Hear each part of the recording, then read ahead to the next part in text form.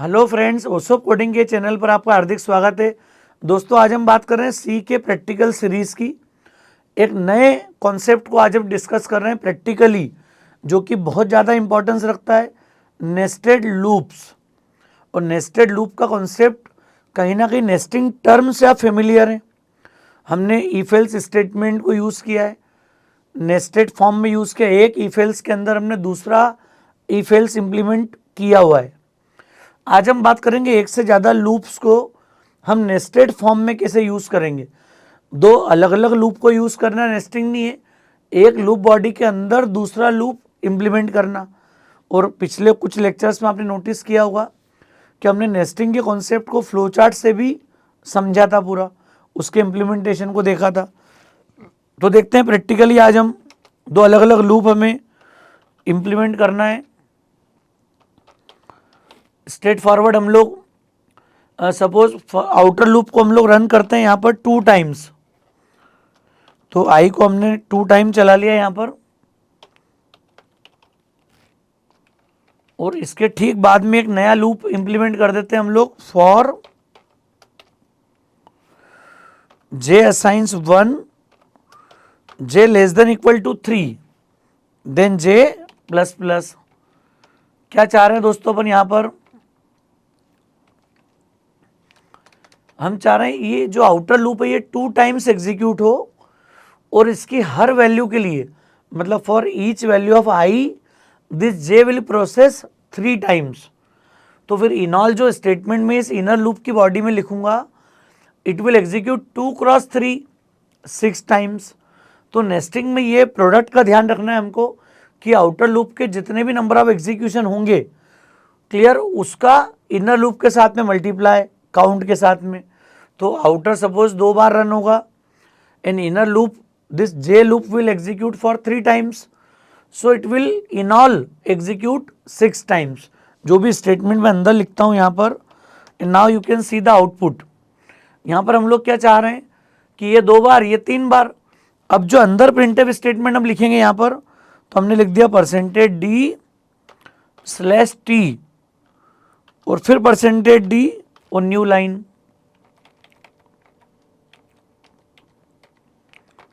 और हम क्या चाह रहे हैं यहाँ पर, i, j। ये छोटा सा हमने काम किया यहाँ पर, ये मैंने टैब लगा दिया जिससे कि आपको क्लैरिटी हो जाए। किस बात की क्लैरिटी हो आपको यहाँ पर, कि हमने i और j की वैल्यू प्रिंट की है, इन बिटवीन हमने टैब ले लिया है, तो कि आपको डिस्टेंस मिल जाए दोनों की वैल्यू के बीच में। और हर प्रिंटिंग के बाद we can change our line, new line हमने इम्प्लीमेंट कर दिया। अब इस सिंपल लूप को जब हम प्रिंट करेंगे तो it will print like I का first value, then J will process 3 times 1 1 1 2 1 3। जब ये फिनिश होगा again it will go to the outer loop. जब आई का सेकेंड राउंड आएगा again J will run for 3 times 2 1 2 2 2 3। तो ये 1 1 से लेके 2 3 तक ऐसे 6 कॉम्बिनेशन प्रिंट होंगे। सेव कर लें इसको हम यहाँ पर और प्रिंट कर देते हैं, रन कर लेते हैं प्रोग्राम को अपने।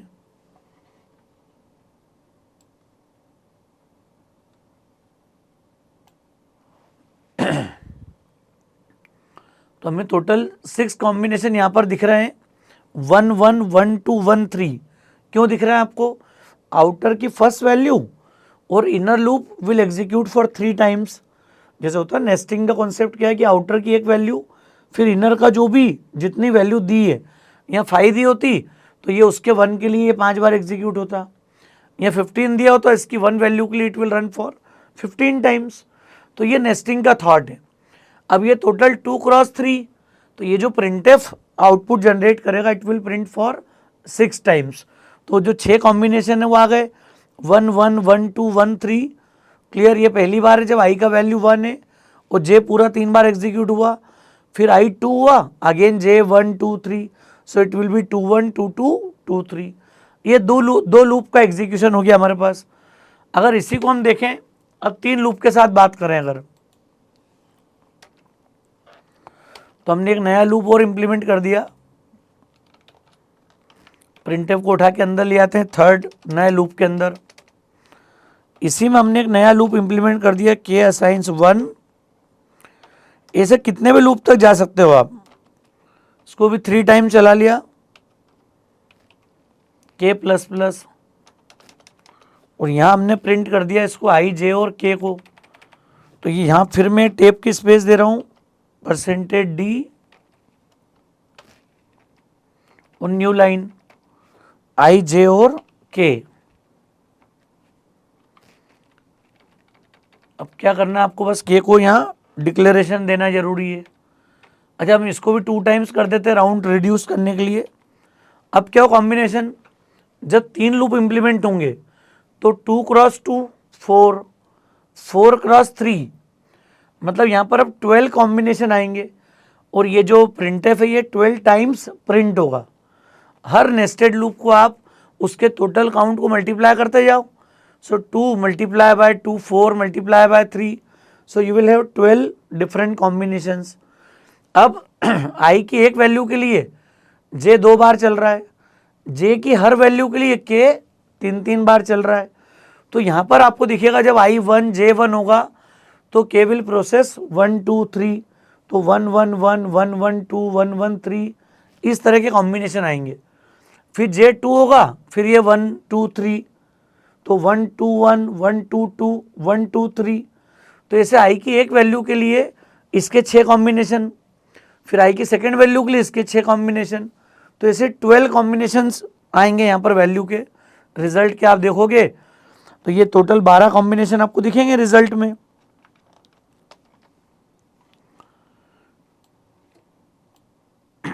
बारह आउटपुट हम देख लें यहाँ पर प्रिंटिंग के लिए। तो आपको थोड़ा कॉन्सेप्ट क्लियर हुआ होगा यहाँ पर कि जब भी हम नेस्टेड लूप इंप्लीमेंट करते हैं कहीं भी, तो ये एक इंपॉर्टेंट बात है। आप देखो उधर आउटर आई की फर्स्ट वैल्यू है 6 बार, और जे वही चल रहा है जो अभी एक लास्ट एग्जांपल 2 लूप का हमने चलाया था 1 1 1 2 1 3 और 2 1 2 2 2 3। ये जे और के का वर्किंग है, बट इस पूरे केस में आई जो इट वाज 1 ओनली। जब आई की सेकेंड वैल्यू होगी again it will process same 1 1 1 2 1 3 2 1 2 2 2 3। So in all we will have 12 combinations. तो नेस्टिंग की जहाँ भी रिक्वायरमेंट होगी वहाँ आपको ये एक इंपॉर्टेंट पॉइंट समझना पड़ेगा। क्लियर है दोस्तों, समझ में आ रहा है? तो नेस्टिंग से क्या होगा, आपको कॉम्बिनेशंस मिलेंगे, हम वैरायटी मेंटेन कर पाएंगे रिजल्ट के साथ में, आउटपुट के साथ में। और कई इंपॉर्टेंट प्रोग्रामिंग केसेस में हम नोटिस करेंगे कि ये नेस्टेड लूप बहुत ज़्यादा इसेंशियल है, क्रूशियल है। और हमारी प्रोग्रामिंग जर्नी में बेसिक सिंगल लूप या इफ एल्स तक की प्रोग्रामिंग करना तो बहुत आसान है, लेकिन हमें अपना सारा फोकस नेस्टेड लूप की प्रैक्टिस में ही लगाना चाहिए, जिससे हम लोग कॉम्प्लिकेटेड प्रॉब्लम्स को हैंडल कर पाएंगे। कई बार जब आप कॉम्पिटिटिव फेस करोगे, इंटरव्यू फेस करोगे, तो काफ़ी सारी प्रॉब्लम्स ऐसी होंगी जिनका बेस कहीं ना कहीं नेस्टेड लूप होगा। जैसे खासकर सॉर्टिंग एल्गोरिथम है। अब आपने देखा सॉर्टिंग एल्गोरिथम में जब भी n एलिमेंट्स को आप सॉर्ट करने जाओगे every time you will require nested loop. कई बार रिकर्सिव एल्गोरिथम भी इंप्लीमेंट करना पड़ते हैं। तो ये थोड़ा सा मेरा एक आपको सिर्फ सजेशन है कि अच्छी खासी आप इसकी प्रैक्टिस डेवलप करो, और ये प्रैक्टिस के बाद हम समझ लें यहाँ पर कि नेस्टेड का इंपॉर्टेंस क्या है, किस तरीके से हमको मूव करना है। अब हम देखते हैं प्रोग्राम को। अगर इसी नेस्टेड के कॉन्सेप्ट को आगे इम्प्लीमेंट करना हो तो आपने एक सीरीज समझी होगी पावर वाली, x⁴y की हमने सिंगल लूप से एक सीरीज बनाई थी। ये है शायद प्रोग्राम वो जी, ये याद होगा आपको। सीरीज हमारे सामने थी x⁴1/(1), x⁴2/(2), x⁴3/(3). इसमें एक चेंज है। चेंज क्या हो गया, ये तो ये हो गया कि 3 टर्म और x की वैल्यू 2 है, फिक्स हो गया। ये फर्स्ट टर्म सेम है। सेकेंड टर्म जब होगी जब ये x⁴3/(3) हो जाए, क्लियर, ये हो जाए x⁵5/(5). ये हम चाह रहे हैं सीरीज, और ऐसा कितने टाइम चलाते हैं अपन यहाँ पर, तो n टाइम्स। ये क्वेश्चन है हमारा। अब इसमें वेरिएशन क्या आ गया दोस्तों, जब भी ये 1 2 3 आ रहा हो ना, x² x³ में सब बता चुका हूँ, सारी बातें कर चुके हैं हम। अगर ऐसा कुछ आता है जब टर्म और पावर फैक्टोरियल मैच हो रहे हैं 1 2 3 4 के ऑर्डर में, सो ये प्रॉब्लम एक ही लूप से सॉल्व हो जाएगी। लेकिन जब देखो टर्म 1 है, फर्स्ट टर्म, तो you will get this x to the power 1 upon factorial 1। Second round में you will see this x to the power 3 upon factorial 3, मतलब राउंड सेकेंड है, but now you are going to calculate x to the power 3 and factorial 3। In the third term, in the third round you will calculate this x to the power 5 upon factorial 5। मतलब ये जो term है loop term है, ये match नहीं करती आपके factorial और पावर की वैल्यू के साथ में। तो जब इसमें वेरिएशन होगा, हो सकता है ऊपर अलग हो नीचे इवन आ जाए 2 4 6, तो फिर ये सारे प्रॉब्लम को आपको नेस्टेड लूप से सॉल्व करना पड़ेगा। तो मैं इसी में थोड़ा चेंज करता हूँ सेम प्रोग्राम के अंदर। दोस्तों क्या क्या सिमिलर है वो तो देख ही रहे हैं हम यहाँ पर, बस हमको 2 लूप लगेंगे। अब जे ले लिया हमने साथ में, बाकी सारे वेरिएबल ऑलमोस्ट सेम है। मैं उसी प्रोग्राम को यूज़ कर रहा हूँ ताकि ये जो टाइम लिखने का आपका टाइम वेस्ट नहीं हो, आपको क्लैरिटी हो कि हमने प्रैक्टिकल में पहले किया हुआ है। अब I1 सम 1, यहाँ से हम लोग क्या चाह रहे हैं, for I1 I less than equal to n और I प्लस प्लस। क्यों कर रहे हैं ऐसा अपन, क्योंकि यहां पर हम चाह रहे थे कि जब I की वैल्यू फर्स्ट वैल्यू हो, ये तो कमेंट हो जाएगी, सम को हमने 0 करा, I1 ये टोटल n टाइम्स हमारा आउटर लूप एग्जीक्यूट हो जाए यहां पर, और इसके ठीक बाद में हम फैक्टोरियल और पावर को इनिशियलाइज कर दें यहां पर, और यहां हम एक नया लूप इंप्लीमेंट कर दें for J assigns 1 J less then कितना हो जाए 2 मल्टीप्लाई बाय I माइनस 1। याद करो आप मेरी बात को कि हमें ऑड सीरीज जनरेट करना है। अरे जब फर्स्ट राउंड हो तो 1 आ जाए, सेकेंड राउंड हो तो 3 आ जाए, थर्ड राउंड में 5 आ जाए, तो वो ऑड वाले प्रोग्राम में ही मैंने कॉन्सेप्ट डिस्कस किया था आपसे, और ये बताया था कि इसको जब इसका फ्लो चार्ट हमने डिस्कस किया था तो एडिशनल एक वेरिएबल लिया था जिसकी वैल्यू को 2-2 से इंक्रीमेंट करा था ताकि हम उस ऑड की सीरीज को मेंटेन कर पाएँ for calculating this factorial and power.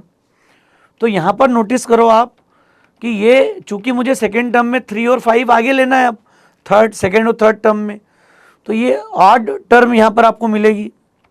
Clear, J plus plus, और इसमें हम लोग क्या चाह रहे हैं यहाँ पर थोड़ा समझते ही ना दोस्तों। सम को हमने 0 किया, सेम फैक्टोरियल प्रोडक्ट को अंदर लिया 1। क्यों लिया, ताकि जब इस लूप में हम काम करेंगे तो ये लूप हमारा क्या करेगा, इस लूप बॉडी के अंदर हम पावर और फैक्टोरियल को कैलकुलेट करेंगे, जिससे कि आपको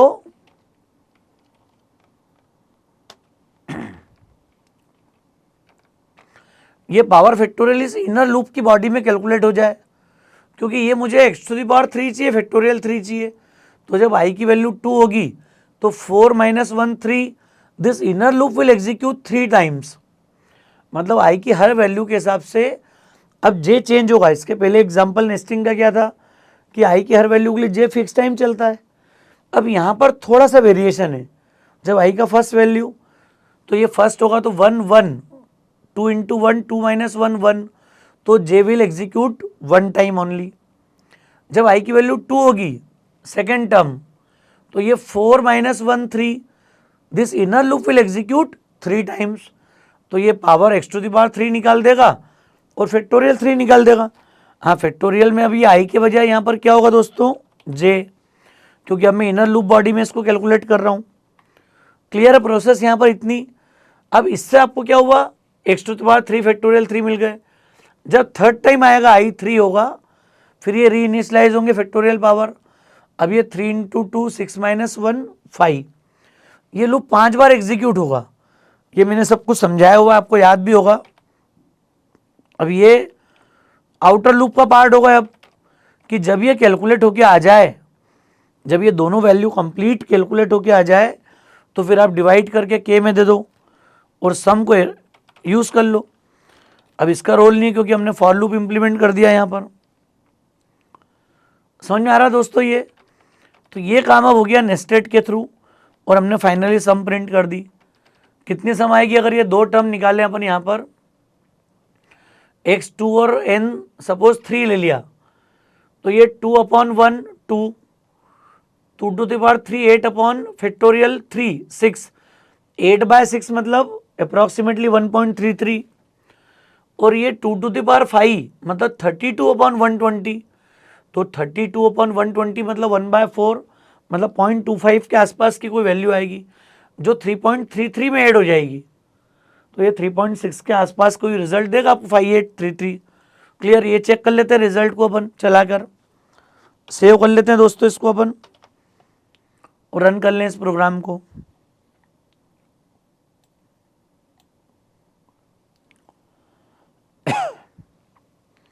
आपको कॉन्सेप्ट थोड़ा समझ में आया होगा कि नेस्टेड का रोल क्या है। बिना नेस्टिंग के रोल के हमको ये थॉट इंप्लीमेंट नहीं होगा, क्लैरिटी नहीं डेवलप होगी कि मुझे कैसे इसको एग्जीक्यूट करना है। तो ये बड़ा इंपॉर्टेंट प्रोग्राम है नेस्टिंग के लिए, और इसमें और भी कई तरह के वेरिएशन आप दे सकते हो, कई तरह के वेरिएशन आप दे सकते हो। इसका मतलब समझ में आ रहा होगा कि यहाँ पर अगर ऊपर ऑड इवन की टर्म में भी डिफरेंस आता ना, तो अपन नेस्टेड में दो लूप इंप्लीमेंट कर देते, एक ऑड के लिए चलता है यहाँ पर, एक हम इवन के लिए चला लेते। क्लियर? तो ये एक इंपॉर्टेंट थॉट है। हमने टर्म कितनी ले ली? 3।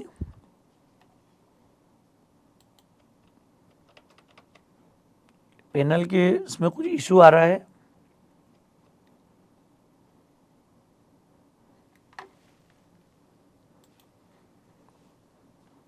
एक बार फिर सेव करके इसको रन कर लें।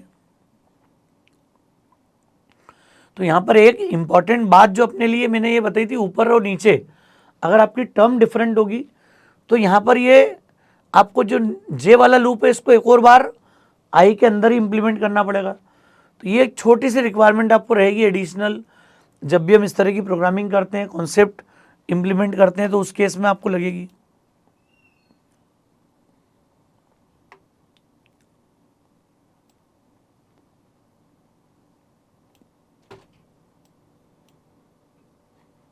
वैल्यू दे के देख लेते हैं अपन। यहाँ पर हमने दे दिया बेस दे दिया 2 और टर्म टोटल ले ली 3। ये देखो आप 3.60 के आसपास एक वैल्यू मिल गई हमको। कैसे मिल गई? मैंने अभी आपको बताया था 2/1 2, 2 टू द पावर 3 8/फैक्टोरियल 3 6, तो ये 1.33 आ रहा था, तो ये 3.33 हो गया, और ये 32/120, तो ये 0.25 के आसपास एक वैल्यू आ रही है। तो ये इन ऑल आपको सब मिल गई 3.60। तो ये नेस्टेड प्रोग्रामिंग का कॉन्सेप्ट हमने यहाँ पर इम्प्लीमेंट कर दिया। और भी प्रोग्रामिंग सिचुएशन को नेस्टिंग से इम्प्लीमेंट कर सकते हैं। आपको याद होगा हमने एक और प्रोग्रामिंग केस देखा था, प्राइम नंबर चेक करा था, आपको याद होगा।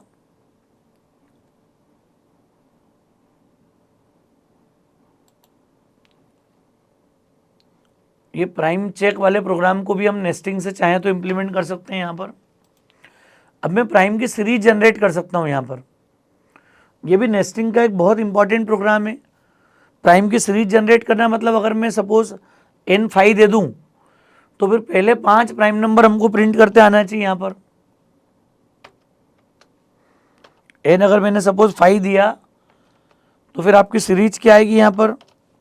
ये देख लें हम, ये आएगा 1 2 3 4 नहीं आएगा 5, और नेक्स्ट प्राइम नंबर कौन है? 7। अगर मैं n 5 दूँ तो ये पहले 5 प्राइम नंबर जनरेट कर दे यहाँ पर। तो इसके लिए हमने लॉजिक पूरा फ्लो चार्ट के साथ इम्प्लीमेंट किया था। ये इनर बॉडी का लॉजिक तो वैसे ही यूज़ होगा, बस आई और जे में वो चेंज आ जाएगा, वेरिएशन आ जाएगा, नेस्टिंग का फ़ायदा दिखेगा आपको यहाँ पर। तो हम इसी को देख लेते हैं, समझ लेते हैं प्रोग्राम में।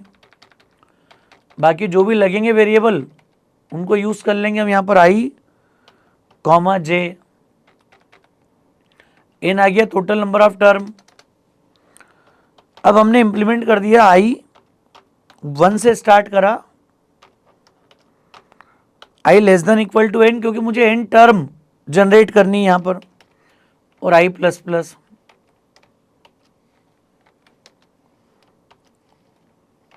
क्या करना चाहते हैं अपन यहाँ पर? हाँ, इनर लूप में चूंकि प्राइम चेक करना है तो अपन अंदर वाइल लगा देंगे।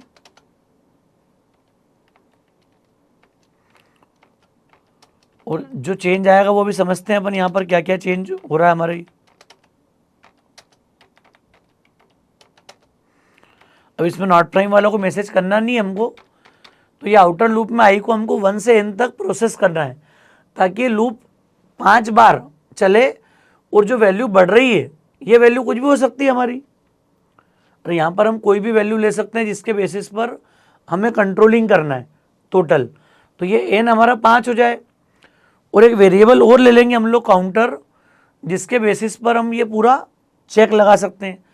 तो यहाँ पर मैं साथ में एक वेरिएबल ले लेता हूँ CTR1, साथ में इनिशियलाइज कर दिया और लूप चलाते हैं काउंटर के बढ़ने तक कि काउंटर जब तक n के बराबर नहीं हो जब तक चले।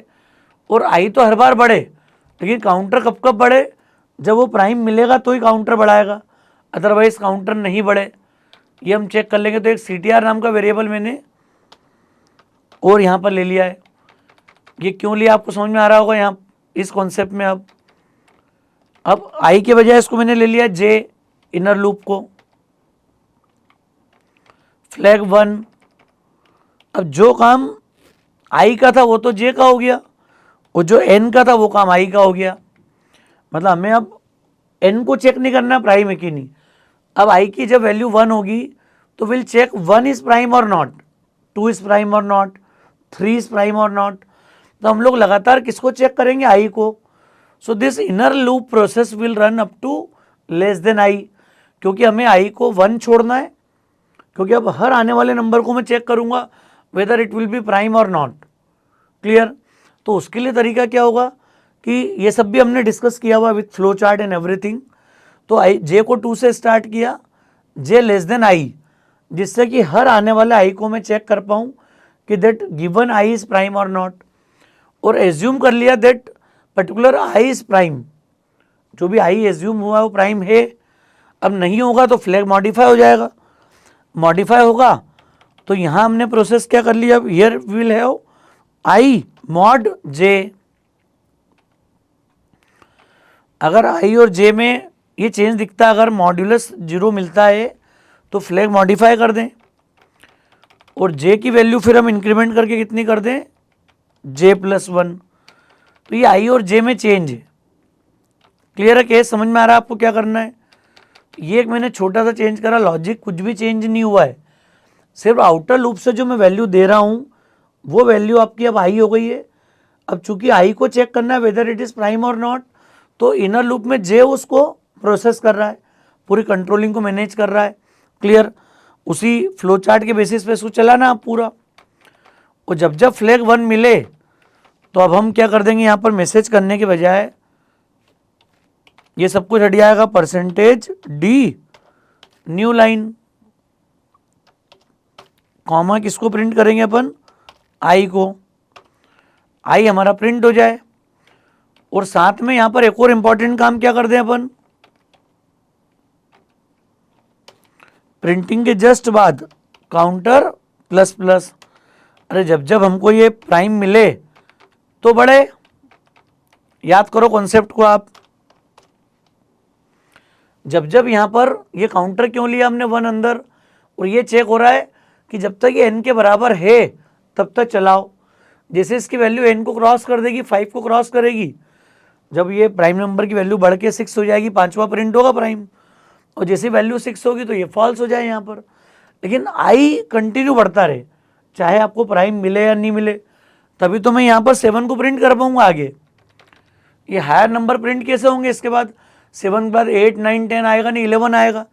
अगर मैं n=6 दे दूंगा तो 11 आएगा। अभी हम ड्राई रन करके देखते हैं, एक्चुअल रन करके देखेंगे अब तो हम। क्लियर है केस दोस्तों। तो ये 0 एरर कोड लिखने की प्रैक्टिस आपको डेवलप करना पड़ेगी प्रोग्रामिंग कॉन्सेप्ट के हिसाब से। और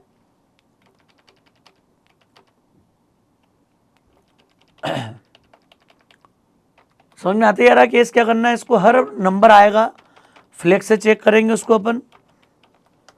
और ये लूप की क्लोजिंग कर दी हमने, आउटर लूप की, क्योंकि ये पूरी प्रोसेस जो अंदर लिखी ना मैंने यहाँ पर, ये मुझे आई की हर वैल्यू के लिए प्रोसेस करना है। हर आने वाले नंबर के लिए सेम अप्लाई करना है। क्लियर, इसको सेव कर लेते हैं अपन, यहाँ पर रन कर लेते हैं दोस्तों इसको अपन।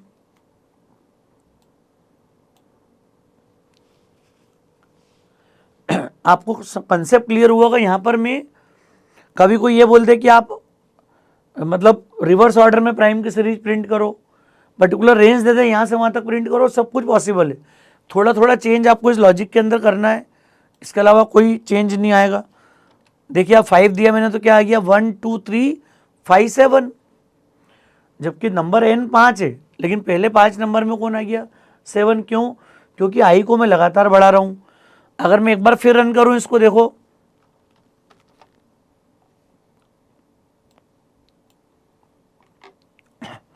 अगर मैं इसकी वैल्यू 6 दे देता हूँ तो 6 में फिर क्या होगा, इसके बाद जो नेक्स्ट नंबर है 7 के बाद वो कौन सा आएगा आपका 11। तो मैंने 6 दिया तो देखो आप 11 तक पहुँच गया काउंटर। ऐसे ही इसका मीनिंग हो गया इस प्रोग्राम का कि फर्स्ट n प्राइम नंबर, और ये काम किससे हुआ, नेस्टेड लूप के कॉन्सेप्ट से इम्प्लीमेंट हुआ पूरा। तो ये नेस्टिंग का पावर है, नेस्टिंग का एडवांटेज आपको यहाँ पर समझ में आना जरूरी है, किस तरीके से हम लोग काम कर रहे हैं, कैसे इसका इम्प्लीमेंटेशन हो रहा है, ये सब आपको क्लियर है पूरा। तो दोस्तों ये हमने देख लिया कि जब 6 दिया था तो पहले 6 प्राइम नंबर प्रिंट हो गए। तो ये नेस्टेड का हमने प्रॉपर यूज़ समझा है। 2 इंपॉर्टेंट एग्जाम्पल हमने डिस्कस किए, एक तो पावर वाली सीरीज़ का जहाँ पर वेरिएशंस होंगे पावर के साथ में, और दूसरा प्राइम नंबर की सीरीज़ का। इसी में आप वैल्यू को थोड़ा चेंज करोगे तो आप रिवर्स प्राइम नंबर भी प्रिंट कर सकते हो, उल्टे 100 to 1, क्लियर 50 to 1। तो ये सब कुछ सिर्फ इनिशियल वैल्यू आपको आउटर लूप की चेंज करना है, उसके बेसिस पर ये सारे कॉम्बिनेशन आप अप्लाई कर सकते हो। मुझे उम्मीद है आपको कॉन्सेप्ट समझ में आया होगा, लेक्चर ठीक लगा हो तो फ्रेंड्स के बीच में ज़रूर शेयर कीजिएगा। ओसोप कोडिंग के चैनल को अगर सब्सक्राइब नहीं किया हो तो मेरा रिक्वेस्ट है आप चैनल को सब्सक्राइब जरूर करें। थैंक्स अ लॉट दोस्तों।